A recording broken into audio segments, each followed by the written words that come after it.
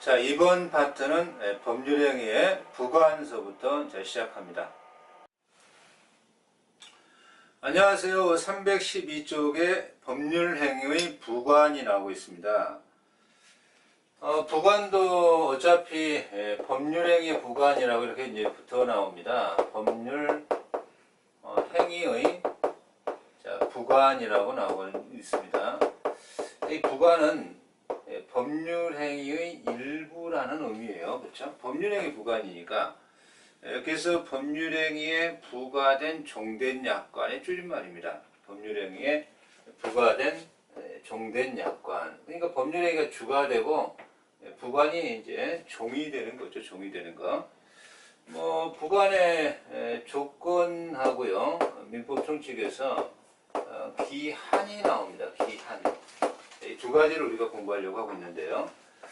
갑이라는 사람이 내 소형 아파트를 너에게 줄게 받을게요. 증여라고 하는 법률행위도 증여라는 법률행위도 이 경우에 무상으로 기부하겠다라고 할지라도 계약입니다. 계약. 증여라는 계약이에요. 계약. 증여자라고 말하고요. 받는 사람을 수증자라고 이렇게 표현합니다. 증여 계약인데 이런 이 주된 증여 계약을 하면서 이게 이제 주된 법률행위죠. 주된 법률행위를 하면서 여기다가 부과를 시킨다는 거예요. 부과된. 자, 그래서 그냥 증여하겠다라고 하는 것이 아니라 두 가지로 이제 가능할 거예요. 정확하게는 부과에는 세 가지가 있는데 민법 총칙에는 이제 두 가지입니다. 그래서 시험에 합격하면 아파트를 주겠다. 이렇게 시험에 합격이라고 하는 시험 합격. 자, 이걸 이제 부과시켰다는 얘기죠. 시험에 합격. 그러면 이 시험에 합격이라고 하는 이 자체는요, 그죠? 시험에 합격. 합격할지 불합격할지 불확실하다라고 하는 거예요. 불확정적이다 이렇게 평가되는 겁니다. 자, 이렇게 장래 도래 사실이 현재 도래한 건 아니고요. 장래 도래 사실이 불확실하다라고 하는 것을 법에서는 조건은 도래가 불확실하다, 불확정 이런 표현입니다. 그러나 갑이 2019년 5월 1일, 그죠? 2019년 5월 1일 이 아파트를 주겠다. 2019년 5월 1일은 반드시 도래하잖아요, 그죠? 그러면 도래 사실이 확실하다라는 것을 기한 이렇게 표현하는 겁니다. 이거는 확실하다 이런 표현이에요. 확실하다. 그래서 조건이 일단 먼저 나오고 있는데 조건이란 두 가지로 이제 걸 수는 있죠. 조건이란 두 가지로 볼 수가 있습니다. 그래서 시험에 합격하면 아파트 한 채 줄게, 그죠? 시험에 합격, 줄게. 그러면 시험에 합격이라고 하는 것은 불확정하죠. 조건이죠. 근데 시험에 합격하면 생기는 거죠. 생기는 겁니다. 생긴다는 것은 발생이라고 하는 거죠. 발생하는 조건이다. 발생하는 효력이 생기는 불확정한 사실이다. 이것을 정지 조건 이렇게 말을 바꾸는 겁니다. 정지 조건. 그러나 이제 다르게도 얘기할 수 있죠. 내가 너한테 아파트를 한 채 줄 테니까 시험에 떨어지면 돌려주라. 그러면 이 경우에 시험에 떨어질지 붙을지는 모르는 거죠. 불확정이니까 조건이긴 조건이죠. 시험에 떨어지면은 소멸하는 거죠. 소멸. 그죠? 자, 소멸한다라는 것을 해제한다. 이렇게 평가되는 거예요. 해제한다. 그죠? 해제 조건. 말이 조금 어려운 듯 하지만, 자, 조건의 의의를 312쪽에서 읽어봅니다. 조건은 법률행위의 효력의 발생. 자, 이걸 이제 정지라고 표현할 것이고, 소멸을 이것을 해제라고 평가할 것이고, 장래의 불확실한 이것을 조건 이렇게 평가할 거예요. 성부, 그러니까 불확실한 것이 시험에 합격이라는 불확실한 사실이 합격할지 불합격할지 성부라는 거죠. 성부, 의존하게 하는 부관이다. 성질이 나오고 있습니다. 조건은 법률행위 효력 발생 또는 소멸에 관한 것이며 성립은 아닌 거죠. 조건이나 기한이나 이것은 법률행위 성립의 문제가 아닙니다. 성립 요건이 아니고요. 효력 발생 요건이죠. 효력의 문제입니다. 자, 2번 조건은 불확실한 사실에 된다. 확실한 사실은 도래가 기한이라고 할 거다. 기한. 요거는 불확정, 요거는 확실. 도래가 그렇죠. 그래서 이제 조건의 종류가 나옵니다. 320페이지에 맨 밑에 동그라미 1번에 정지 조건이 나오고 있죠. 자, 정지 조건 한번 읽어봅니다. 법률행위 효력의 발생을 그죠? 장래의 불확실한 사실에 의존하는. 자, 해지 조건 읽어보는 거죠. 자, 법률행위 효력의 소멸을 그죠? 장래의 불확실한 사실에 의존하는 조건 그죠? 자, 그래서 예를 들면 시험에 합격하면 시계 주겠다. 어떻게 돼요? 정지 조건이거나 준다, 생긴다. 건축허가 신청이 불허되면 계약은 상실한다. 상실하니까 해제 그죠? 자, 이렇게. 자, 적극 조건, 수의 소극 조건이 나오는데요. 이건 뭐 중요한 건 아닌데요. 내일 비가 온다면 적극, 내일 비가 안 온다면 소극. 이렇게 이제 볼 수 있다는 거고요. 종류가 이제 수의라는 말이 나옵니다. 일방적 의사에 따르는 자, 이러한 조건이 수의 조건.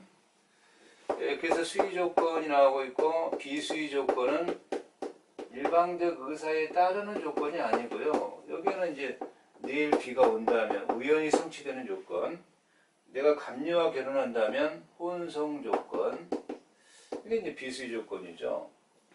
자, 수의 조건이라고 할 때 순수 수의 조건이 나오고요. 자, 혼성이 나오고 있죠. 순수와 혼성, 그죠? 그래서 뭐 조건에 순수 수의 조건이 나오고 있는데 내 마음이 동하면 아파트를 주겠다. 내 마음이 내키면 차를 주겠다. 이 순수 수의 조건은요. 순수 수의 조건은 무효입니다. 너무 일방적이다. 그러나 내가 외국에 여행 간다면, 여기 여행 간다면 단순 수의 조건은 이건 조건부 법률행위로 유효다. 이렇게 평가를 내리고 있습니다. 그래서 이제 이 313페이지에 그 조문이 나오고 있는데요. 가장 조건이라고 나옵니다. 가장 조건이라고 하는 것은요. 가장 조건. 자, 조건인 척 하면서 가장하고 있다. 조건이 아니다. 조건인 척하고 있다. 가장 조건이다. 그래서 그 가장 조건에 그 두 가지가 일단 나오고 있는데요. 자, 조문에 불법 조건, 불법 조건입니다. 1항이 불법 조건이죠. 조건이 선량한 풍속기타사에서 위반한 것. 그럼 불법 조건은 무효입니다. 불법 조건도 무효이긴 한데 조건은 아닌 거예요. 가장 조건은 조건이 아닌 겁니다. 조건인 척하는 거니까. 그런데 이제 기성 조건입니다. 기성 조건이라고 하는 것은 이미 성취가 된 거예요. 성취가. 자, 이 항을 일단 읽어보니까요. 조건이 법률행위 당시 이미 성취한 것인 경우. 자, 이미 성취했다. 기성이다. 그죠? 기성 조건. 시험에 합격하면, 저 시험에 합격했는데요. 이미 성취가 된다. 이미 성취가 되었다. 그죠? 자, 조건이 법률행위 당시 이미 성취한 것인 경우에 그 조건이 정지 조건이면, 그죠? 시험에 합격한다면 아파트 한 채 주겠다. 저 시험에 합격했는데요? 자, 이 얘기를 한다는 거죠. 그러면 아파트를 주라는 거예요. 시험에 합격하면 아파트 한 채 주겠다 그랬더니 저 이미 합격했는데요. 자, 기성 조건이 정지, 발생 조건과 결합을 하면 조건 없는 법률행위다. 조건이 없다는 건 단순 법률행위니까 유효. 자, 이것을 법조는 조건 없는 법률행위다 이렇게 평가 내리고 있습니다. 그러면 해제 조건은 뭡니까? 이미 성취가 되어버렸다는 거죠. 이미 기성 조건인데 해제 조건, 그죠? 해제 조건을 걸었다는 거. 해제 조건. 그러면 이미 성취가 되는데 소멸하는 조건이니까 이거는 무효라고 평가 내려야 됩니다. 무효. 그래서 그 조건이 정지 조건이면 조건 없는 법률에 유효하는 것이고 해제 조건이면 법률행위는 무효다. 자, 이게 유명해서요. 기정유, 자, 기해무 이렇게 외우셔야 됩니다. 이거. 이 조문은 굉장히 좀 시험용으로 많이 출제되는 조문이기 때문에. 자, 3항 조건이 법률행위 당시에 성립할 수 없다. 성립할 수 없다 그러면 불능 조건이 불능 조건. 해가 서쪽에서 뜬다면 불능입니다. 불능. 해가 서쪽에서 뜬다면 아파트를 한 채 주겠다. 주겠다. 발생 조건. 그죠? 안 주겠다는 겁니다. 이건 무효. 그죠? 자, 불정무. 그죠? 그런데 아파트 한 채를 주고서 해가 서쪽에서 뜬다면 반환해라. 반환하지 말라는 거예요. 해제 조건. 그죠? 소멸 조건. 불능이 해제와 어울리면 조건 없는 법률행위 유효일 수밖에 없다라는 거예요. 자, 조건이 법률행위 당시 이미 성립할 수 없는 것인 경우에 조건이 해제 조건이면 조건 없는 법률행위로. 자, 조건 없는 법률행위라는 것은 단순 법률행위 유효. 정지 조건이면 무효. 기정유, 기해무, 불정무, 불해유. 이 자체가 워낙 좀 출제가 잘 되는 조문이니까요. 이렇게 좀 기억을 하시면 될 것 같고요. 이 가장 조건에는 네 가지가 있습니다. 법이 정한 조건이 하나가 되어 있습니다. 법정 조건이 하나가 되어 있습니다. 법정 조건, 불법 조건, 기성 조건, 불능 조건을 가장 조건이라고 합니다. 자, 우리가 이제 한 장을 더 넘어가 보시면 조건의 내용이 나오고 있습니다. 가장 조건의 기성, 불능, 법정, 불법. 기성과 불능 이건 했으니까요. 자, 법정 조건 보니까 법률이 요구하는 조건입니다. 유언에 있어 유언자의 사망이라든가 법이 정해서 조건이 가장 조건일 뿐이지 이건 유효죠. 법인 설립 시 주무관청 효과 같은 것들. 그러면 우리 교재 314페이지에서 이런 행위에는 조건을 붙일 수가 없다. 조건과 친하지 않다라고 평가할 수 있죠. 조건을 붙일 수 없다. 붙일 수 없다. 그래서 조건을 붙일 수 없는데 어떤 것은 조건을 붙일 수 없습니까? 라고 했더니 단독행위입니다. 일방적 행위, 단독행위, 그죠? 단독행위는 일방행위죠, 그죠? 이렇게 여기에 조건기한 붙이면 곤란해져요. 그래서 더 불안해지는 겁니다. 단독행위 원칙상 조건을 붙일 수가 없다라고 하는 겁니다. 예컨대 상계, 314페이지 맨 밑에 상계라고 하는 것은 갑이 을에게 1억 빌려주고 을은 갑에게 5천 빌려주고 5천만 한 돈에서 까버리자. 이게 상계죠. 자, 취소, 철회, 해지, 취인, 환매 이런 것들은 단독행위입니다. 조건과 친하지 않다. 그러나 단독행위도 상대방을 이익을 해하지 않는다면 상대방이 동의를 한다면 가능하기도 하다. 그래서 단독행위는 조건을 못 붙이는데 예외적으로 붙일 수 있는 경우가 있다. 이제 이런 예외를 좀 잘 기억하셔야 되겠죠. 예외, 그죠? 두 가지가 나오고 있습니다. 자, 교재 315페이지 맨 위에, 그죠? 채무 면제나 빚을 탕감해 주겠다. 채무 면제나 자, 유증입니다. 유증, 그죠? 자, 이혼으로 누구에게 재산을 증여하겠다라는 이 채무 면제. 자, 이거 기억하셔야 됩니다.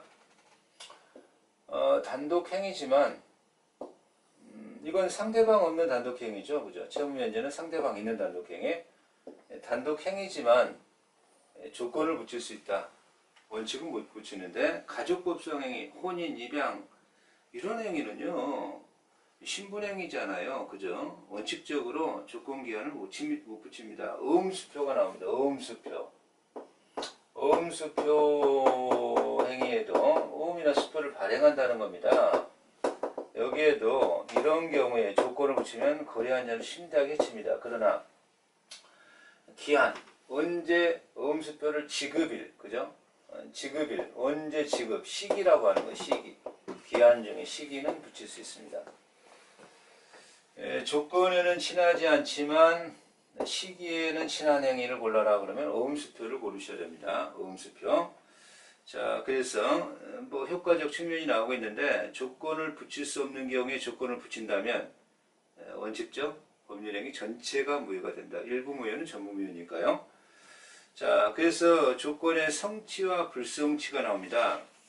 보고 싶죠? 조건의 성취로 인하여 불이익을 받을 당사자가 신의 성실에 반하여 조건의 성취로 불이익을 받을 당사자가 시험에 합격하면 뭐 자동차 한 대 사주겠다라고 조건을 건 자가 시험에 합격하려고 열심히 공부하니까 뭐 이 경우에 아파트 뭐 자동차를 줘야 되잖아요. 그럼 불이익을 받을 자잖아요. 그래서 뭐 시험장에 못 가게 방해 공작을 했다든가 이렇게 조건의 성취를 방해했다. 그러면 상대방은 당신이 시험에 합격하면 자동차 한 대 준다고 해놓고 시험장에 못 가게 방해 공작을 했으니까 시험에 합격한 것과 똑같아요 라고 성취를 주장할 수 있다. 자, 2항 조건의 성취로 인하여 이익을 받을 당사자가 시험에 합격하면 자동차 한 대 줄게 라고 했더니 컨닝해서 합격했다. 그러면 안 된다.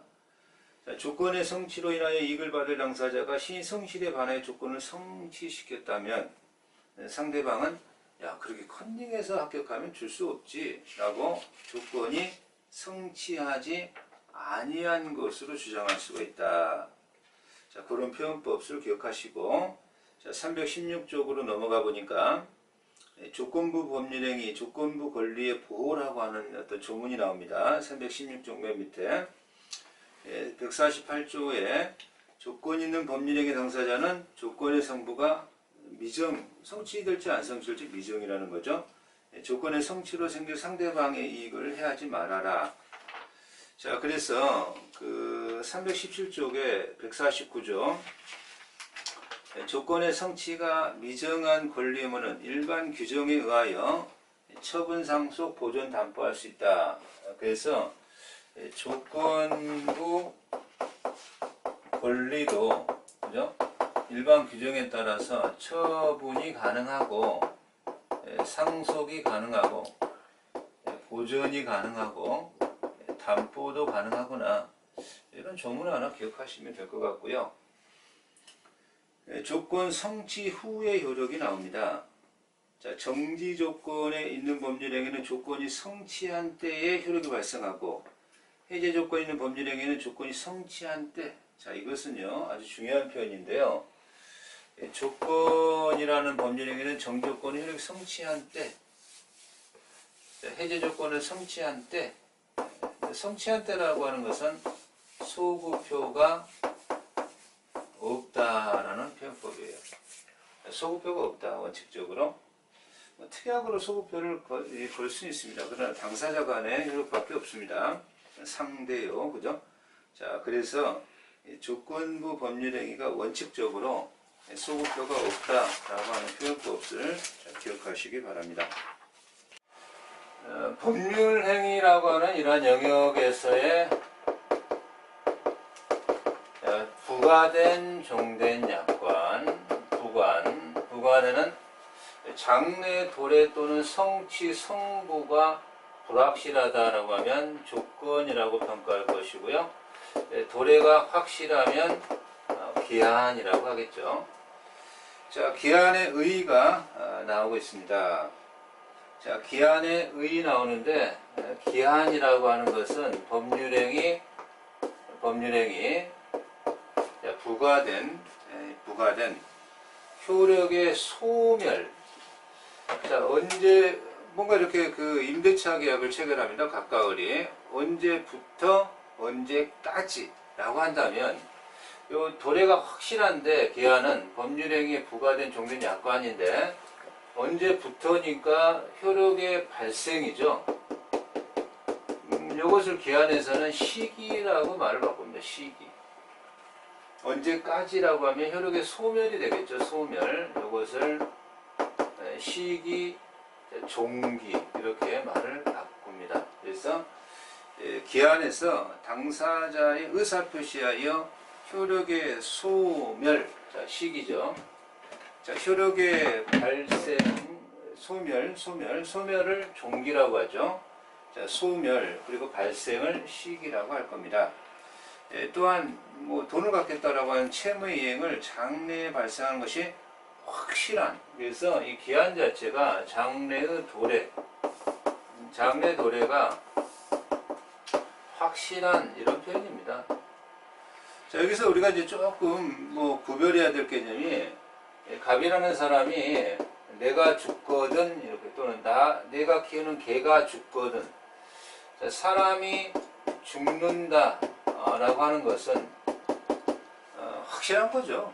사람은 죽는 거죠. 그러니까 내가 죽거든 내 개가 죽거든 이렇게 했을 때 죽는다라고 하는 것은 조건이 아닌 겁니다. 조건이 아니고 이거는 도래가 확실한 기한부 법률행위다라고 하는 것을 좀 조심하셔야 됩니다. 그래서 사람이 죽긴 죽는데 기한인데 언제 죽을지는 좀 모르죠. 죽는 시점은 인간이 알 수가 없으니까 이것을 불확정 기한 이렇게 표현합니다. 기한은 도래가 확실한데 왜 불확정이냐?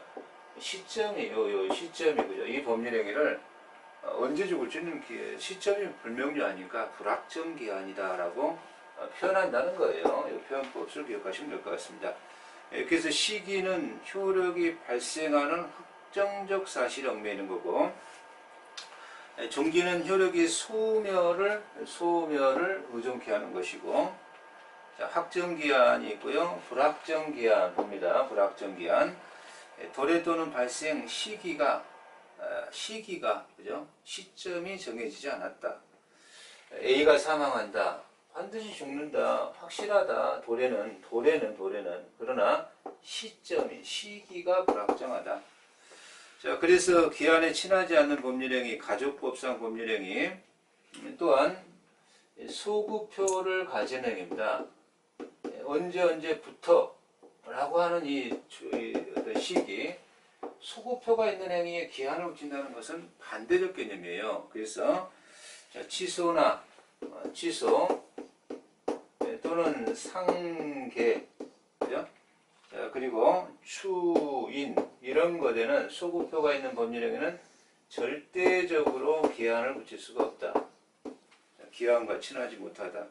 그 중에서도 기한 중에서도 발생이죠. 발생 시기죠. 시기를 붙일 수가 없다. 시기를 붙일 수가 없다. 소구표가 있는데 언제부터 라고 하는 것은 반대적 개념이다 라고 하는 거죠. 그러면 319페이지에 상속의 승인 포기, 이것도 기한과 친하지 않다.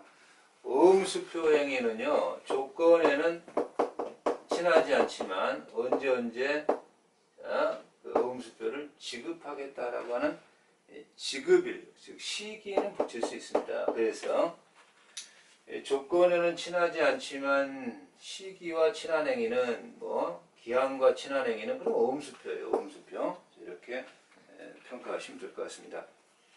자, 기한의 도래라고 하는 것은 그 사실 실현되는 거죠. 실현되는 거, 그죠?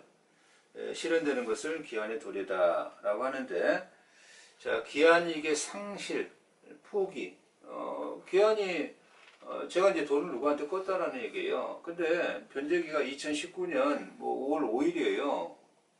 그러나 제가 지금 1월 달에 미리 변제하겠다. 기한이 이걸 포기하겠다. 기한이 포기하겠다. 그럼 기한이 도래한 것과 똑같다. 이런 평가죠. 자, 기한부 법률행 효력입니다. 기한 도래 전의 효력.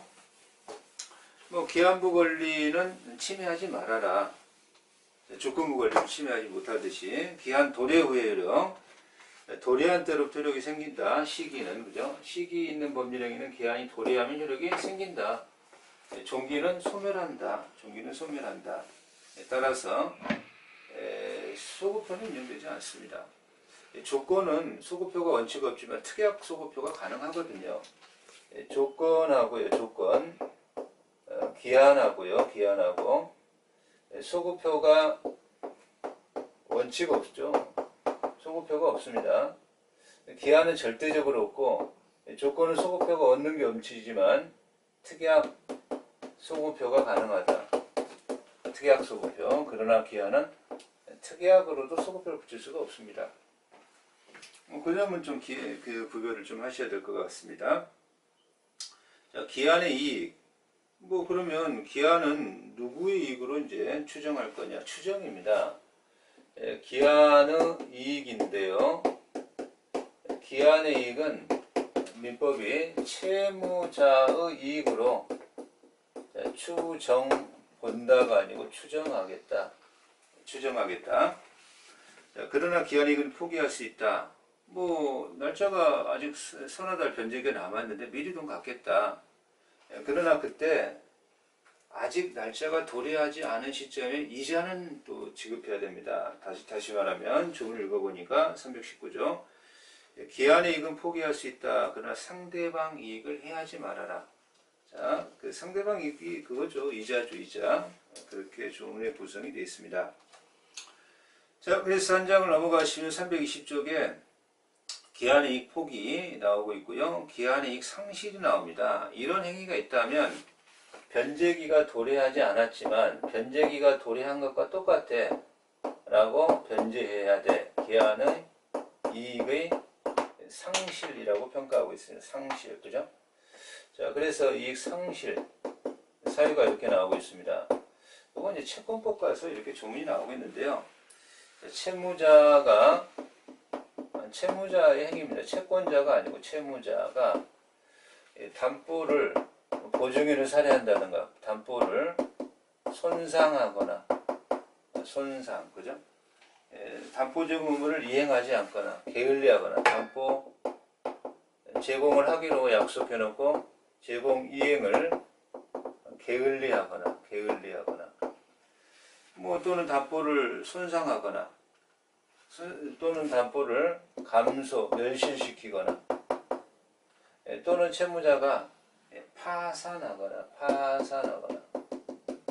자, 그래서 손상, 감소, 멸실, 파산 이런 것들이 그러면 채권자가 그 기한까지 기다리지 못하겠다. 그것을 기한이익 상실사유다. 이렇게 평가를 내립니다.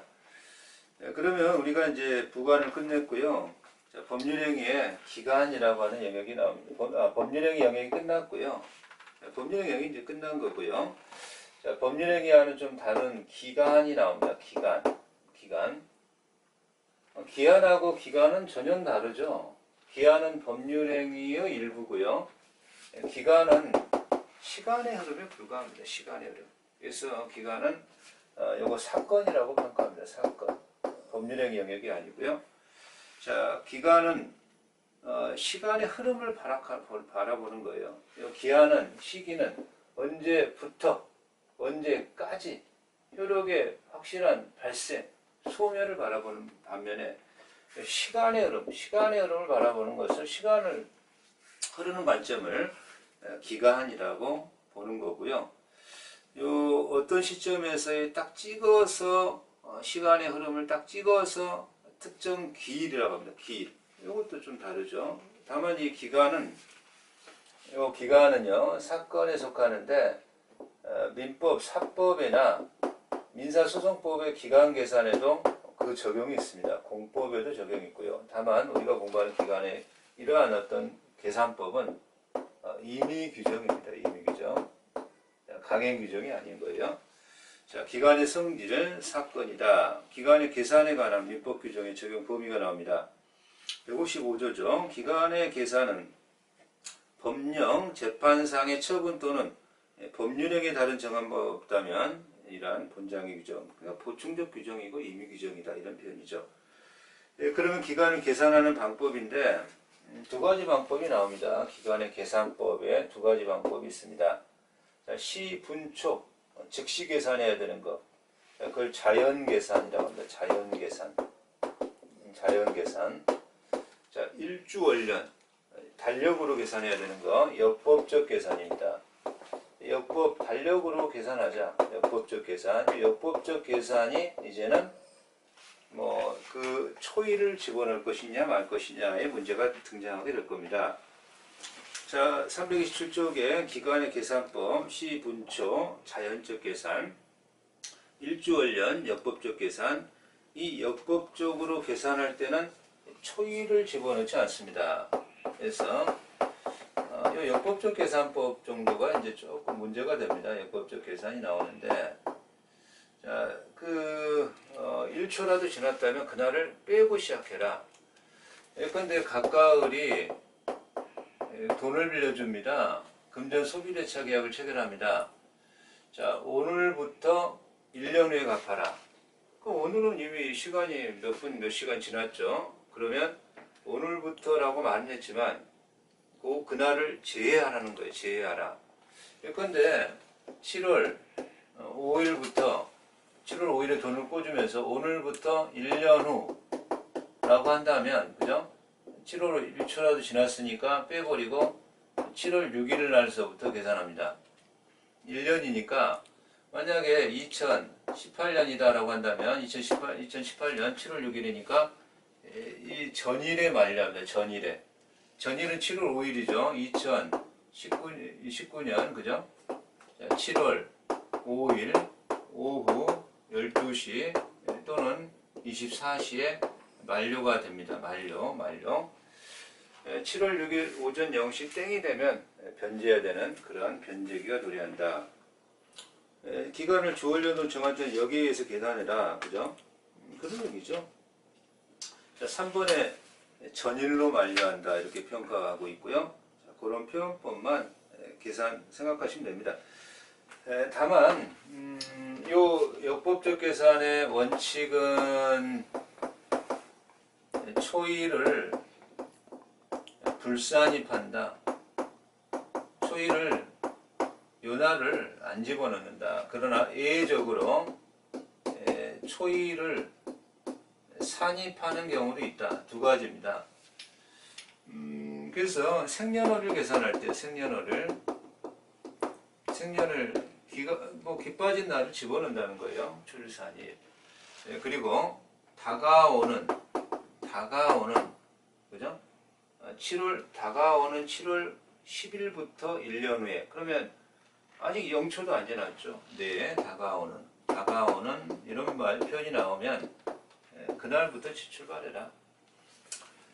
자, 그래서 기간 계산의 구체적 예들이 나오는데요. 6월 2일 오전 10시부터 10시간이라고 하는 경우, 그러면 이제 만료점 계산하는 거니까 6월 2일 오전 10시부터니까 6월 2일은 자, 만료점을 계산하는 겁니다.